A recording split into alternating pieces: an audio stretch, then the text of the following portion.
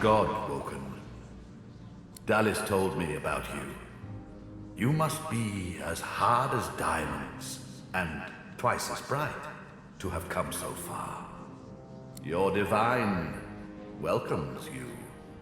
The divine you thought dead lords over the chamber from a granite throne. He moves to speak, but it's Wiedemann's voice that next pierces the air. What a twist. Lucian frowns at Wiedemann, then bestows a benevolent smile upon you. All that you know of him flashes across the panorama of your mind. I underestimated you, Godwoken. You have proven to be a formidable foe. You have my respect. Respect? Indeed. Lucian's gaze rests upon you and goes through you. He takes your measure entirely. Lucian, we should tell him the truth. Yes, I agree. It is time we dropped our masks. Dallis nods, then reaches for the sides of her head. Where there was one face, suddenly there are four. She takes off the mask of the shapeshifter. A skull is revealed, bejeweled and ancient as the void. I am eternal. Aren't they just full of surprises?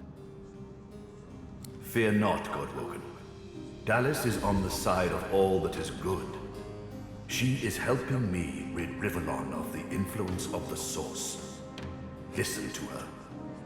I shall tell you the tale as I told it to Lucian. Long ago, the scholar Fane discovered that the veil between the world and the void was made of Source. Our 7 lords desired this power. Of course. Silence, slave. Our king forbade the 7 to reach for this power, but they didn't listen. Instead, they rebelled and sent the king and his people into the void. With the Source they stole from the Veil, the 7 created the races so they would have worshippers. During their lives, worshippers collect souls. When they die, the gods feed from them. It's an ingenious system. Our souls are nothing but vats for the Source-hungry gods. The 7 made a mistake. By taking its source, they tore a hole in the veil, and it is through this hole that the void finds its way into our world. The 7's lust for power let in the void. Our goal is to close the hole they created, to restore the Source to the Veil. When we are done, there shall be no more Source in the world. Rivellon will be finally free from the gods that enslaved them. My people cannot be allowed to return from the void. They are tarnished. They are void-woken. They can only bring chaos and death and... There is more, but she hesitates to share it. Then she decides that she must. I was a child when the God King tore my family apart. I was purged of Source and left to rot in a putrid tomb. A child. It was hell. A hell I suffered for the sins of my father. He was the one that betrayed the God King. He was the one that told the 7 the secrets of the Veil. The cruel joke of it all is that the same tomb that housed my tortured body is what sheltered me from the void. Few Eternals escaped that fate. Myself, my mother, and my father, the scholar Fane. But now I finally have revenge. Revenge on the 7 and the God King. Revenge for what they took from me. My life. My people. My mother. The hammer's voice falters and her coolness vanishes. Every crack and rasp betrays her grief, but her next words burn not with sadness, but anger. He never even looked for me. He never even looked for her! Dallis, control yourself. Our purpose transcends your personal wounds. Yes. You are right. Dallas's reasons weren't mine to question. All that ever mattered to me was peace. Peace for Rivellon. Peace for me, whatever the means. And now, we are on the precipice. She sacrificed herself for the betterment of Rivellon. She didn't do it willingly, mind you. Curiosity led her to the tomb. My hunger for source took care of the rest. I presume her bones remain there. And then I took her place. Face rippers are such marvels, aren't they? It didn't take long to realize that Lucian was the key to my vengeance, and I was the key to the salvation of Rivellon. While Dallas sought the Aetiran, I started draining the gods of their source. Slurp, slurp, slurp. One more word from you, and I shall use the leash. I had to hide from the gods. So I had the walls of this crypt equipped with tenebrium and protections put in place. It worked. Everyone, even the gods, thought me dead. As divine, I was created, empowered to stop the void. I was the avatar of the Seven, their strength and their weakness. My bond to them allowed me to drain them of their source. Yes, in a sense. When the death fog was unleashed, many elves died. With fewer elves to worship him, Tias and Dilius weakened. This gave the God King his first real foothold back in the world. To strengthen himself, he sent his Voidwoken, the remnants of my people, to hunt down the sorcerers seeking to reclaim their source. The Voidwoken. Disgusting things. They ravaged the land they touched and infected the air they breathed. They were also an incredible stroke of luck. You see, blaming the sorcerers for Voidwoken made them easier to capture. The Aetiran now contains almost all of the source the Seven stole. Soon, we will be able to heal the Veil. The void shall be banished, and I, Lucian the Divine, shall return from the dead. A false divine, of course. I shall have no power, but the world will not know this. I shall demand peace, and we shall have it. The plan is almost complete. We have made so many sacrifices, Godwoken. All of us. Of ourselves and those we love. One last sacrifice is required. For the future of Rivellon, you must surrender your source. Decide. Be the true hero and give up your source, or be forced to submit. Like a coward. Like a slave. There is no other way. The source of the world is required to close the veil. All of the source. We only lack yours. As I say, one last sacrifice is required. Yours. We already had more than enough Godwoken. Another sacrifice I was forced to make. Those beautiful people. I was as kind as I could be. I promise you that.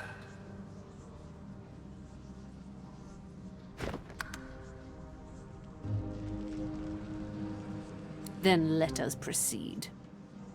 Show some responsibility. Surrender your source! You'll be a hero. Everyone will know of the sacrifice you'll make. Your name will be synonymous with the survival of Rivellon. Don't let them do this to us. The last time I obeyed Lucian, countless innocents died. Surrender my source. He should surrender his life. I understand. Sacrifice takes courage. But I shall help you. Though it pains me, your sacrifice shall be made for you. Dallas. I'm sorry. You've come such a long way, but there is too much at stake. This is the end.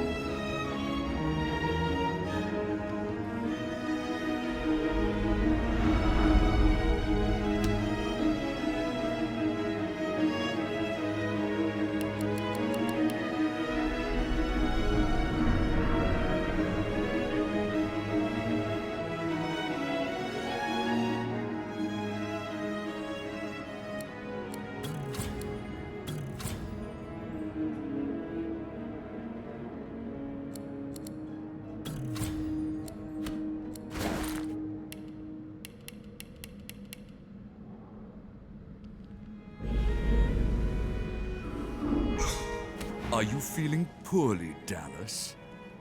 Good. You shall not seal the veil. And now it is time.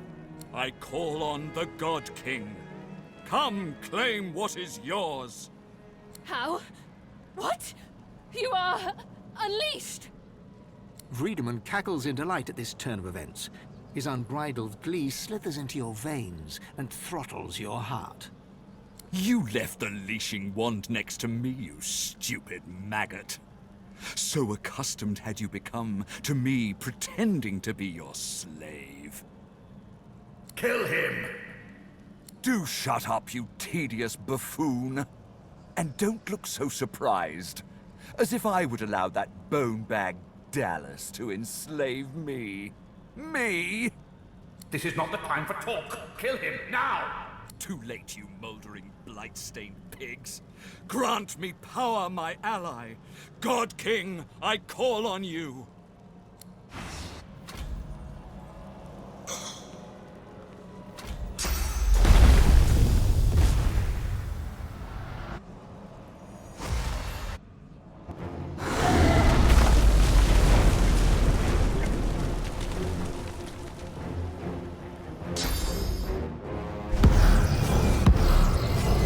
The God King hears my call. He sends a companion worthy of my power. Come to your father, my friend. Come to the Source King.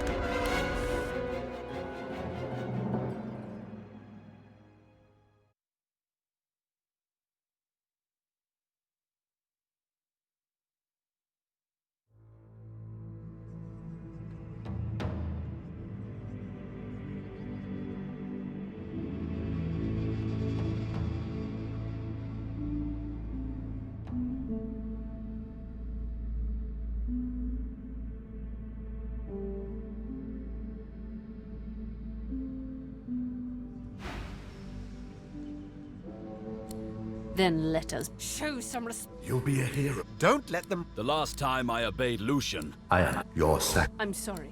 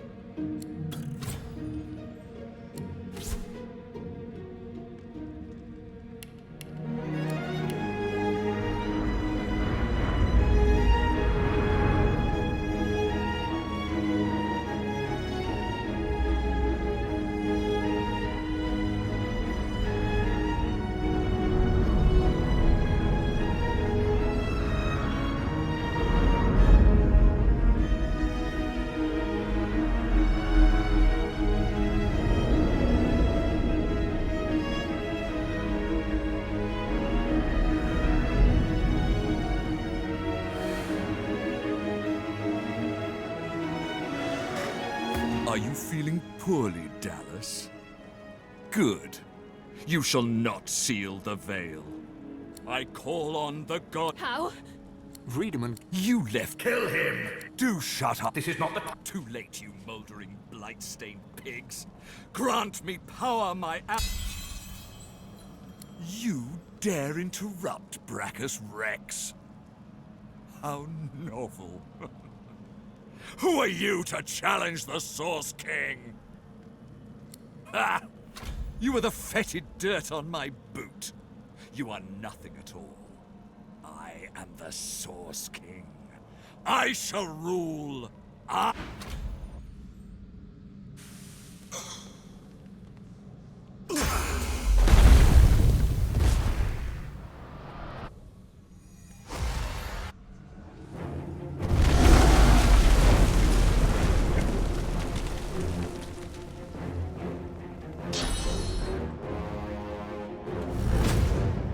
The God King here. He sent to your father, my friend. Come to the Source King.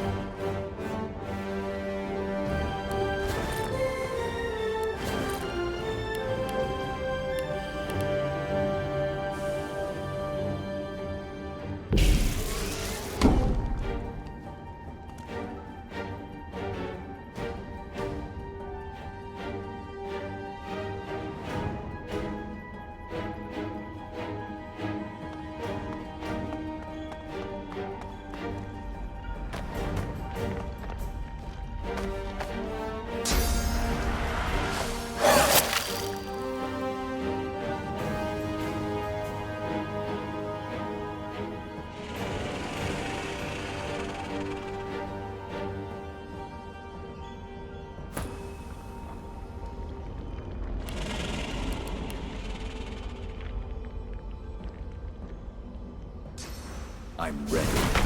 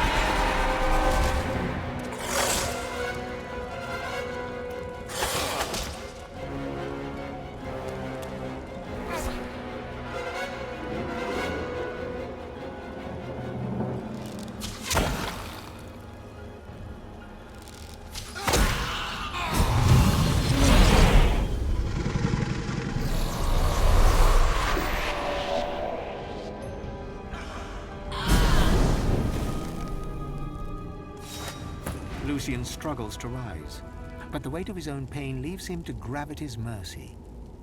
My time is done. But your source burns so bright I'm all but blinded by it. Be wise and true, Godwoken. I am no hero, but wisdom and truth. These are values I always believed in. Dallis groans in pain. I have failed. The future of all that is rests on your shoulders. Here we stand, once more on the cusp of divinity. But this cup, so long thirsted for, I willfully let it pass from me. All my life has been a lead-up to this, to be the King of Kings, God of Gods. I will not say it was in vain, but I will say it was vanity. If I were to chance upon my throne right now, I would sit down beside it, cast my glance to the horizon, and think of worthier things. I'd think of Sadher, my great love. I'd think of my children, their joyous dance through fiery skies. And of course, I'd think of you, of the adventures we had, of our unlikely, yet heartfelt friendship. Yes, I'd sit there, thoroughly contented, and wait for you to ascend the throne. I know. A mischievous smile. But I do have to add, likewise. Wait. Before we go any further, I have to tell you something. I just can't put the interests of one individual above the fate of all Rivellon. Even if that person is you. Even after we've shared so much. I've made that mistake before, and we all know how well it turned out.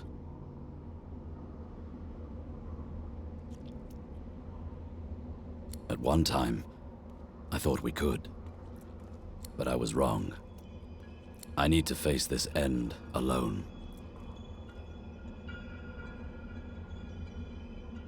I've trusted before, and been burned by that trust. I can't do it again. Ifan draws his weapon, wordless. His eyes are hard, and his mouth is set in a thin line. There will be no new divine on my watch. You think back on your journey here, on all that you have seen and done. You think of the Magisters, and the sorcerers they hunted, and of the good and the evil on both sides. You think of how the Eternals came as Voidwoken to reclaim their stolen world. You look at the source around you. The power is immense. Divinity at your fingertips. You think of what you could do with such power. The rights you'd wrong, the wars you'd win. You marvel at your journey and how it has changed you. You think of those you left behind, and of those you met along the way, who stood by you or against you. It's time to choose your fate, and the fate of all you hold dear. What shall it be? Shall you be divine? So it ends. I am victorious. An end to tyranny.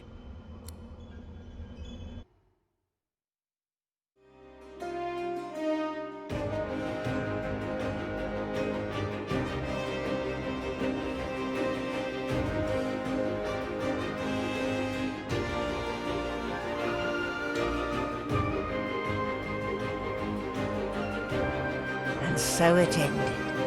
A tale that began with my own ill-fated attempt to rid the world of the Godwoken.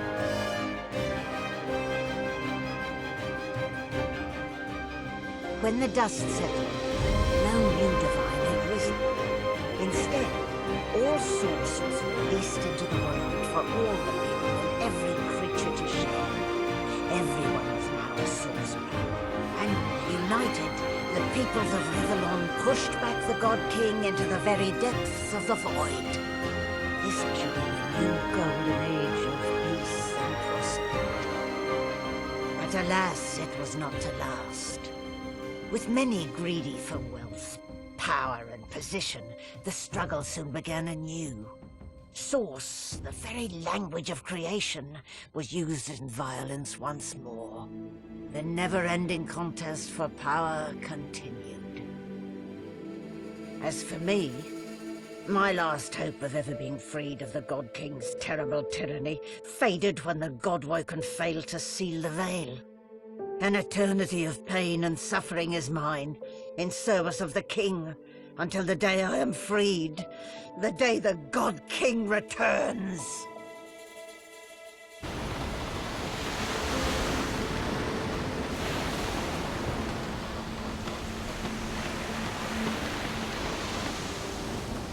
Well, look what the cat dragged in. A Godwoken. But what good is it to be Godwoken when Source is now a free-for-all, and there is no divinity to be had?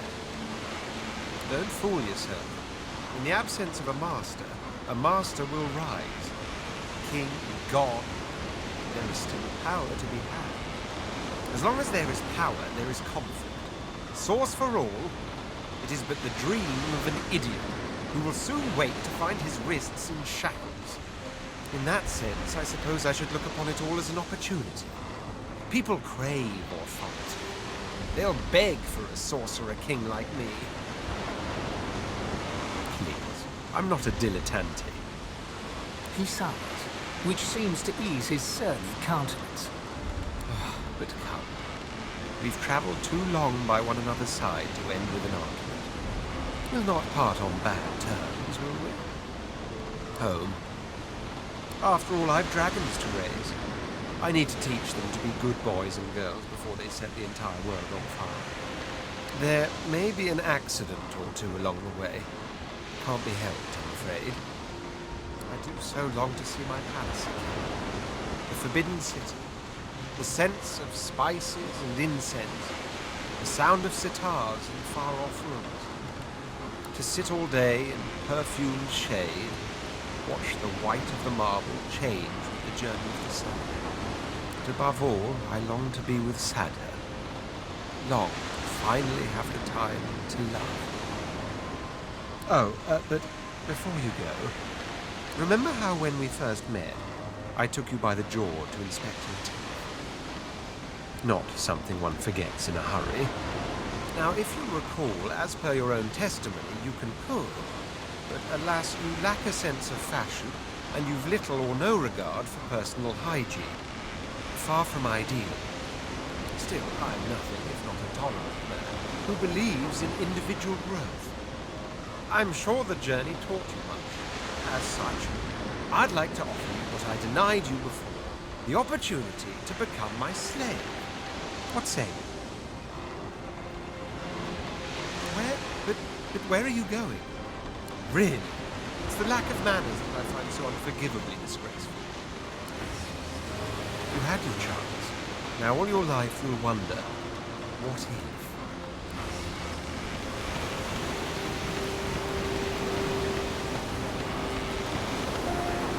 Melody stands tall and proud, sunlight sparkling off her mask. From here she looks almost angelic. Well, here we are again. You, me, and the ship I've saved from ruin for your personal benefit. I'd say you owe me.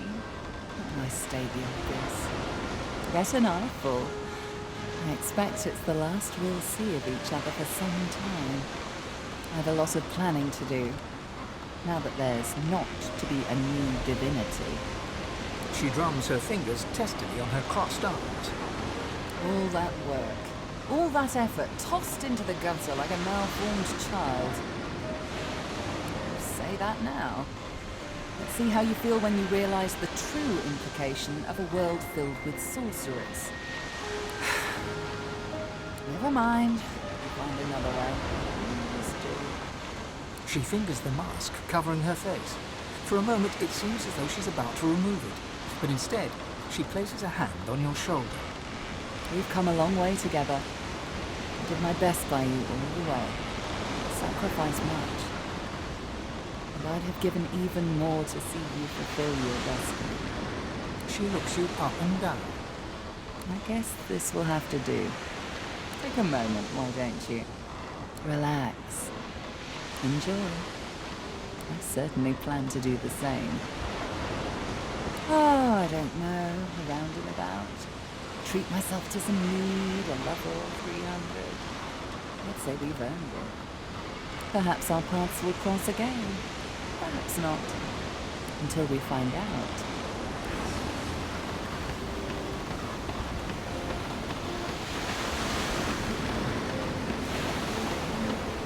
There's nothing interesting down there. The future lies above, not below. Source of all, eh? Bold move, I'll grant you that. I didn't think anyone considered the little people anymore. I don't know yet. Perhaps peace will reign and all will be equal. Or perhaps you've bestowed great power on undeserving children and turned them loose on each other. Time will tell, I'm sure. That is the question, isn't it? How does one top the greatest feat of necromancy ever conceived? I might have the answer to that. Tell me, have you ever heard of Gustavgen? No, of course you wouldn't. It's a written language, unreadable to most. but myself, naturally. It comes from a mysterious race from another world. Beings that feed on minds. I intend to seek them out. This Gustafjan seems to guard portals to their realm. Once I've uncovered one, well, I settle for being the greatest mind in just one world, and there's another for the taking.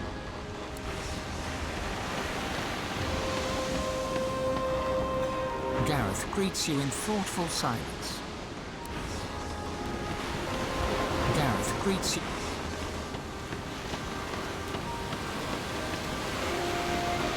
Ifan beams at you, his blood-streaked face more jubilant than you've ever seen it. He reaches out and pulls you into a bear hug, clapping you on the back. We did it. The odds were against us. Hell, the gods were against us. And still we did it. Ifan grasps your face in his hands and kisses you exuberantly. Sauce crackles between you and in the air all around you. The world has changed. Now we'll see something. We'll see what happens when everyone can harness their own divinity. Me either. I knew it. From the first time I met you, I knew you were special. And this proves it. With a world full of sorcerers, we should be able to make short work of the Voidwoken. Ifan nods, but his mind is elsewhere already. He looks different somehow. A vestige of command has returned to this ex-soldier. We'll need supplies. Source-forged steel, war owls, a central command from which to run sorties. What do you think? Is Arx the right location? Seeing the look on your face, he laughs and shakes his head. Old habits die hard. But I'm willing to bet these Voidwoken will die harder. With that, Ifan embraces you fiercely. As your source mingles together, you feel the memories of your night together caressing your body. The world can wait just a little longer.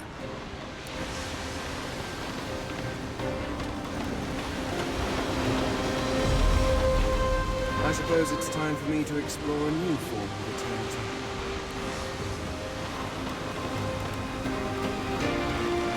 It gives me almost as much pleasure to speak to you as it does to be whole again. I will always be an ally to those that carry swords, to those whose blood is of the heroes of old, and so, as always, I am at the ready. Consider me to be a gift from Malady. My wood was splintered, but my spirit intact. It was a great feat, but given my skill, not a surprising one. I feel better than me. You look out to the endless beyond. The sun's light plays upon the waves, just as it always did. The sails flutter in the wind, just as they always will. And yet, something is different. You are different. And with a start, you realize where you must go next. You speak the command to the Lady Vengeance, and another chapter begins. The world was at peace, at least for now. With its significance as the seat of divinity diminished, Arx fell into decline, and within 7 generations had emptied. Few were as prepared for the new world as the lizardkin of the ancient empire. With power spread equally throughout the world, the advantage lay with those who knew how to steal it, and at this the lizards excelled.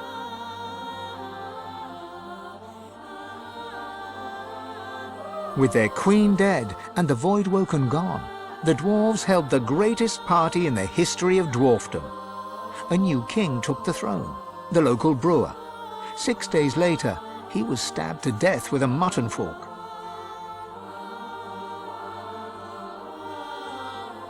With their power returned, the elves reclaimed their lands from the death fog and began to rebuild. Soon they would split as 2 factions sought power. One to bring back the trees, the other to bring back the scions.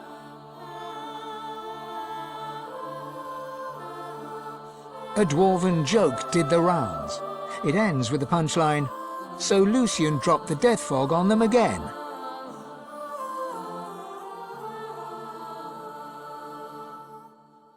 Only the elven Godwoken could bring the elves together once more. And in a dark forest on the far side of a desert, well beyond the high seas, the Black Ring came together once more.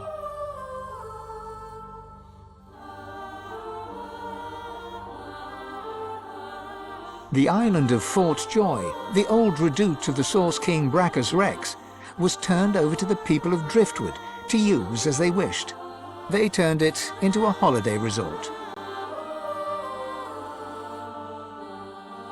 Reaper's Coast prospered.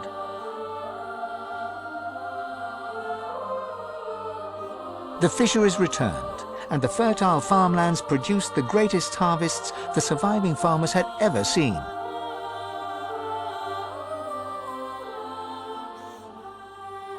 Blood Moon Island became particularly fecund, its soil producing the greatest crops. A particularly crimson-fleshed orange grown on the island became a delicacy across half the world.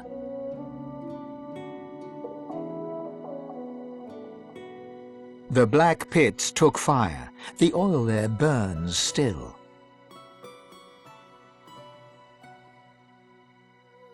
Driftwood became a centre of industry, trade and transport.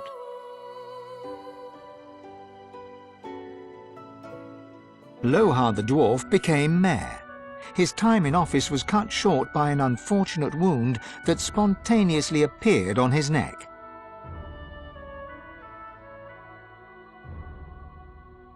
Your lizard lover from the Black Bull Tavern finally returned to the ancient Lizard Empire, there to found the newest and most popular of all the houses, the House of Love. After a long and harrowing journey, Lovric the Waiter arrived in Sicil, where he opened a tavern. The meaty stew became famed almost as much for its food as it was for its greasy, abusive owner.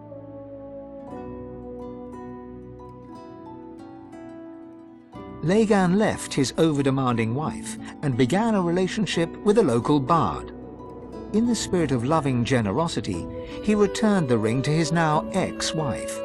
In a fit of rage, she threw it into the sea.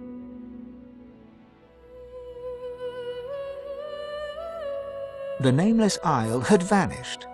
Although only open water remained, by instinct ships would steer clear.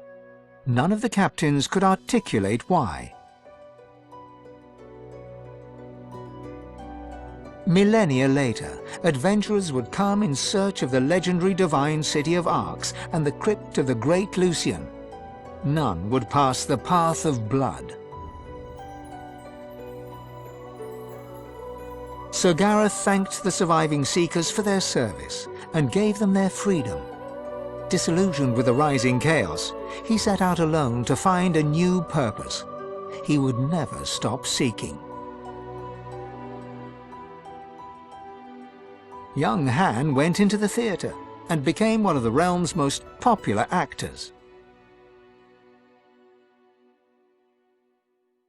Almira and Mihaili settled in an abandoned homestead. The locals liked and respected Almira. She never wanted for help, and deals always fell to her favor. Outsiders were often suspicious, but no local would speak against her. With no new divine, Malady found herself in a predicament. She had an important problem to solve, but no ally strong enough to call upon, and so her search continued.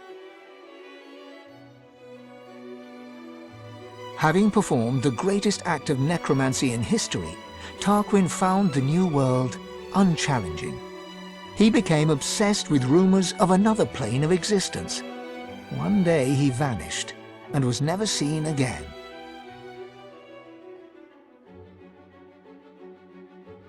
With Amadia silent, the priestess Gratiana left the swamps and re-entered the world.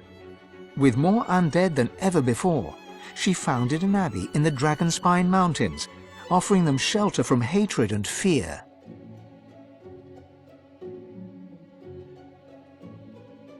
Mordus scratched out a living, ending up as a short-order cook. After an epiphany arising from the phrase "sunny side up," he started a religion. Upon his death from food poisoning, all 3 of his followers committed suicide. Jehan, the demon hunter, found himself at a loose end. So, he opened a museum of demonic artifacts. After it burned down, with Jehan inside, witnesses claimed that the flames were the color of blood. As the forests grew anew and the elves were equals at last, Sahala shared elven knowledge of Source with the world. But some elves disagreed and plotted against her.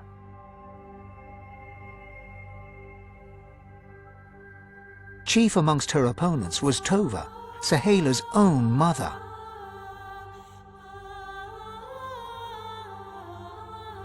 The Red Prince came home a hero. With Sada, he had more dragons. Soon, Prince became Emperor, one who would not use his dragons for conquest. His realm knew peace, and the world did not burn. And then there was you.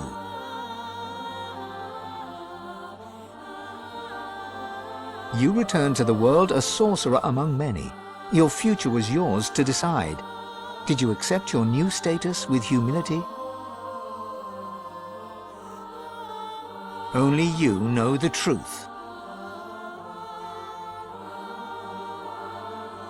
Only you know if you atone for your sins.